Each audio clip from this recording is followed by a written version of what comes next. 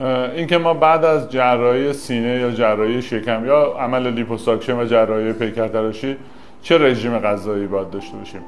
این موضوع دو مرحله داره. یه مرحله تو اون مرحله اولیه بعد از عمل، یعنی تو 10 روز یا 2 هفته اول بعد از عمله که خب رژیم غذایی خاصی رو فرد نباید رعایت کنه، بیشتر باید سعی کنه که مایعات استفاده کنه، ترکیباتی که ویتامین C و آهن دارن مثل گوشت و جگر و اینا بیشتر استفاده کنه تا اون کمخونیایی که ناشی از عمل ایجاد شده برطرف بشه و اون ضعف عمومی که داره برطرف بشه.